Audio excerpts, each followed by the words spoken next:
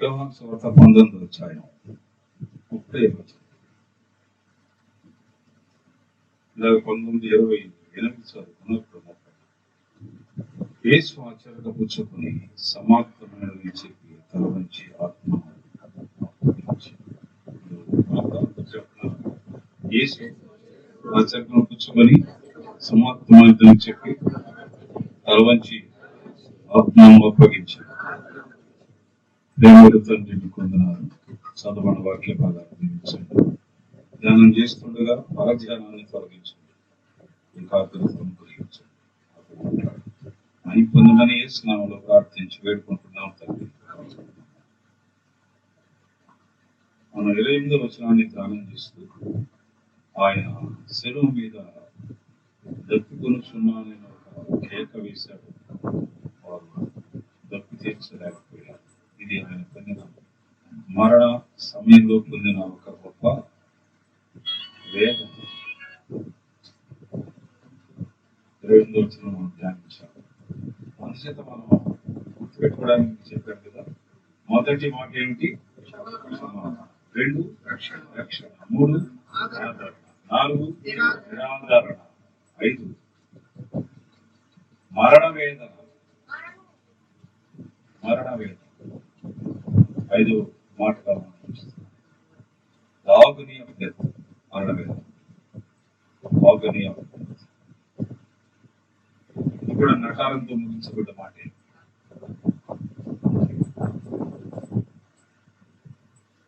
వచ్చే గుడ్ ఫ్రైడేకి అంకులందరినీ మాకు మొత్తం ఆయన వచ్చేసి ఇంకా కొత్తగా మీకు అలాగా వచ్చేసి మాటలు ఈ సంగతులు మనం గ్రహిస్తున్నాం. ఆయన మరణ వేదన అనుభవించారు. 30వ వచనంలో సమాప్తమైనదని చెప్పి అలవంచి ఆత్మను అప్పగించాడు.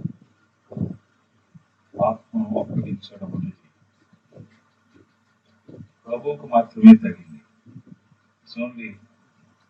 Only possible with Jesus Christ. మనం చనిపోతే ఆత్మ వెళ్ళిపోతాడు.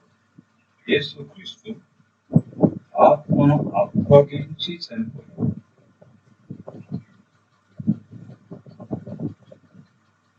సమాప్తమైనది అని ఆయన కేక తీసుకుని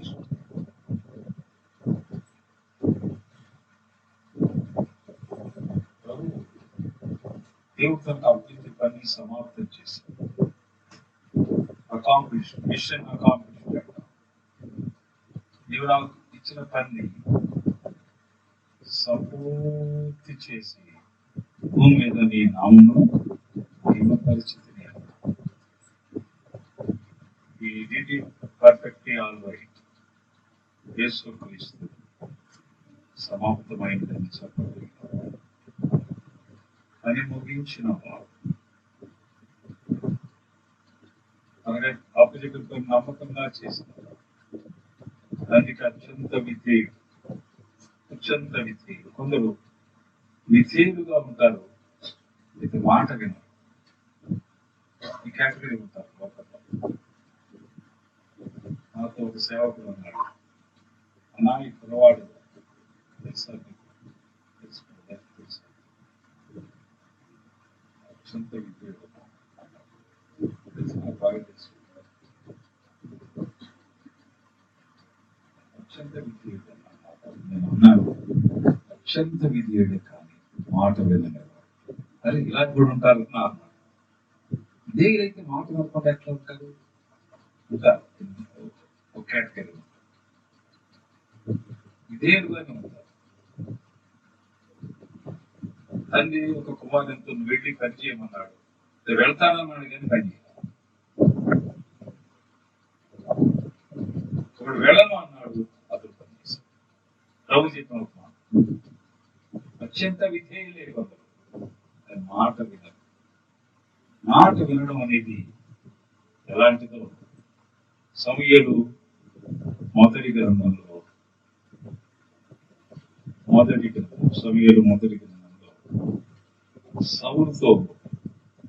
సౌలుతో సమూయేలు చెప్తున్నాడు.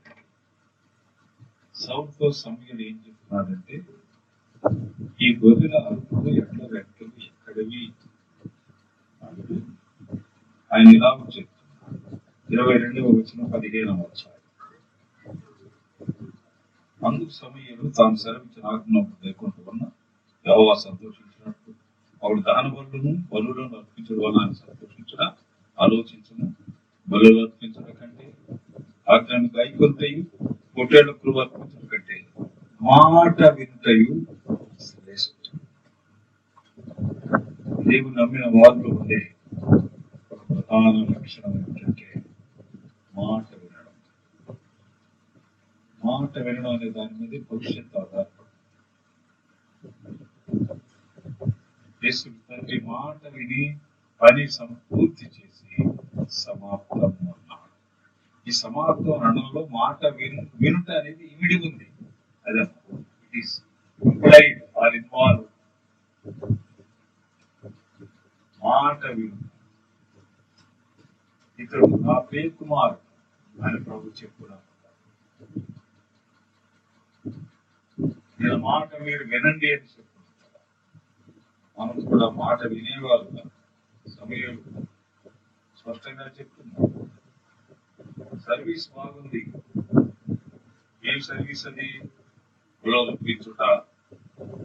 ఇంకేం సర్వీస్ అది? పొట్టేళ్ల క్రొవ్వు అర్పించుట.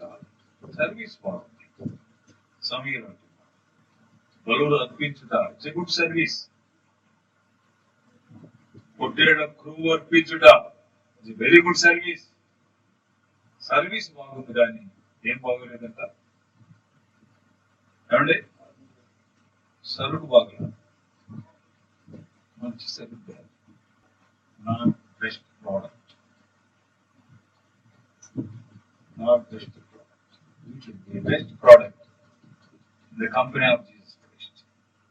యేసుక్రీస్తు కంపెనీలో మనం ఉత్తమ ఉత్పత్తిగా ఉండాలి. ఉత్తమ ఉత్పత్తి, ద బెస్ట్ ప్రోడక్ట్. మాట వినేవాడు. సమాప్తమని చెప్పగలుగుతారు. మాట వినడానికి సాకు కుదురుతుంది. సాకు కుదురుతుంది. చెయ్యాలి అంటే చేయాలంటే. నేను ఒక్కడేనా అంటే నువ్వు ఒక్కడు. ఇంకెవరు రాగంటే రాకపోవచ్చు. ఈ సైన్యంలో పనులు ఇలా ఉంటాయి. ఐజీ గారు సైన్యంలో పనిచేశారు. ఆయన కమాండ్ ఒక మాట చెప్పాడంటే నో చెప్పే పనులు కూడా వెళ్ళకంతే. వెళ్ళలే. సాకు చెప్పడానికి వీలుండదు. సాకు కుదరదు. ఆయన ఎవరు? ప్రభు సైన్యములకు అధిపతి. మనం ఎవరు? సైనికులు. ఆయన మనకు కమాండ్మెంట్ లేక కమాండ్ మనకు చేస్తే ఆయన డైరెక్ట్ గా చేయడు. పరిచర్యలో ఆయన చేసే ఆజ్ఞలు మనకు వినబడతాయి. ఫలాని ఫలాని ఫలాని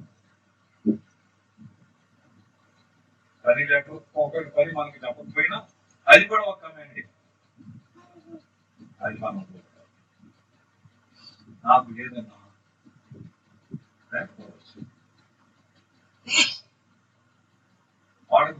వాళ్ళు ఏమి చేయలేదు కదా, వాళ్ళకి మీరు కూలి ఇస్తున్నారు, మేము పొద్దున్నే చేస్తున్నాం కదా, మాకు అంతే వాళ్ళకంతేనా? అంతే.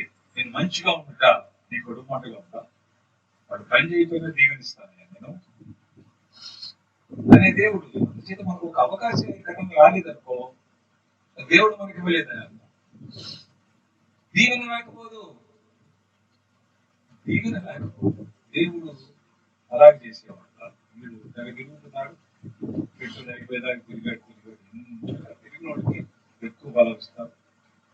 కాలు కాకుండా కడుపు నీళ్ళు కాకుండా ఉన్నాడు అని ఇతనికి తక్కువ ఇస్తాను అనేవాడు కాదు. మనం లోబడేవాడమో కాదో ఆయనకు ఎరుగును, ఆయనకు తెలియదండి. దీవెన మనం ఎలా ఉండాలి? మాట వినేవాడు. దేవుని మాట, దేవుని మాట. మాట వినడం మీదే మన భవిష్యత్తు ఉంది. పిల్లలు మాట వినడం ద్వారా, తల్లిదండ్రుల మాట వినడం ద్వారా దీవించబడుతున్నారు, చదువుకుంటున్నారు, ఉద్యోగాలు చేయగలుగుతున్నారు. పాఠాలు చెప్పి ఉపాధ్యాయుల మాట వినడం ద్వారా చదువు నేర్చుకుంటున్నారు, ప్రయోజకులు అవుతున్నారు.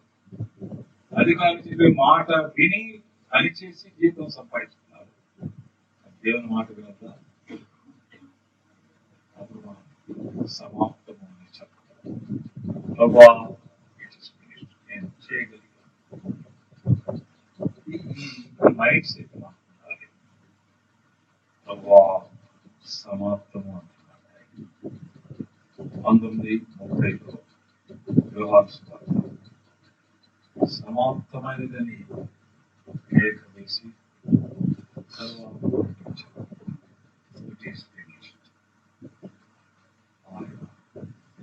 సమాప్తం చేసేవా మన పనులు సమాప్తం చేస్తాడు. కంగారు పడకుండా God shall accomplish.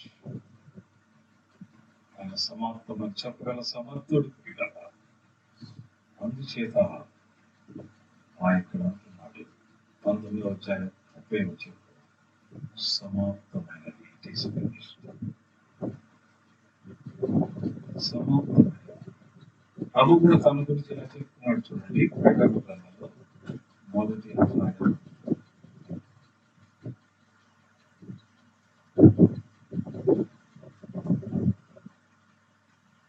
ఆయన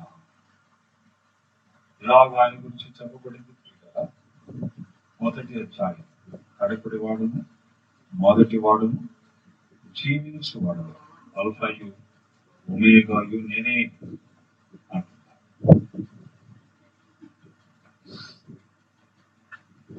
మనం సమాప్తమైనదని చెప్పగలిగా. అయిపోయింది అయిపోయింది. తొందరపడదు, తొందరగా చేస్తాను. ఆయన మొదటి వాడు ఆయనే, అల్ఫాయు ఆయనే, ఒమేగయు ఆయన మాత్రమే. ఆది అంతం లేని వాడు, అనంతమైన ఆయనకు ఆది లేదు.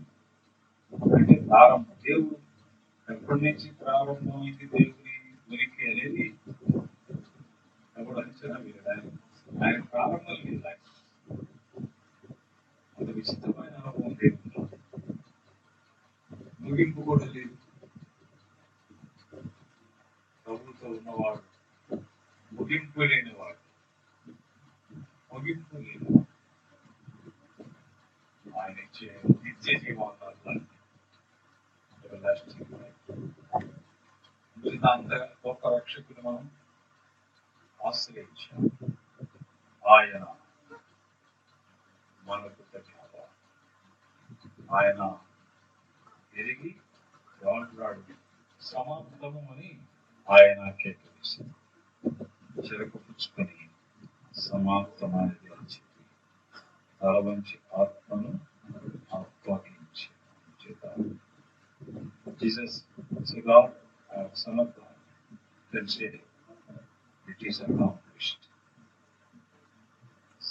అయిపోయింది అంటాం కాదు. ఇది సమాప్తమైంది.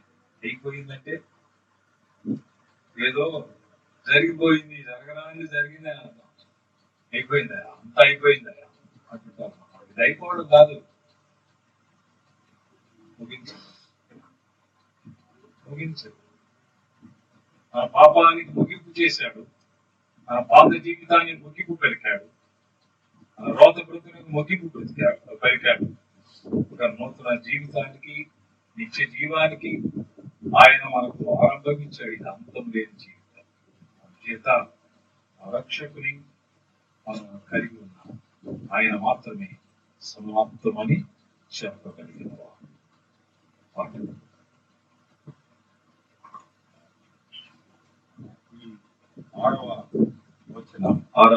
ఆరవ మాట మనం చదువుకున్నాం. మొదటి మాట ఏమనుకున్నాం? రెండు ఏమనుకున్నాం? రక్షణ. మూడు ఏమనుకున్నాం? ఆదరణ. నాలుగేమిటి? నిరాదరణ. ఐదేమిటి? మరణ వేదన. ఆరు సమాప్తమైనదంటే ప్రకటన. It is finished. ప్రభువును దేవుడు ఎలుగెత్తి ప్రకటించమంటూ చెప్తున్నాడు. మరి ముగించానయ్యా, మీరు ధైర్యంగా ఉండండి.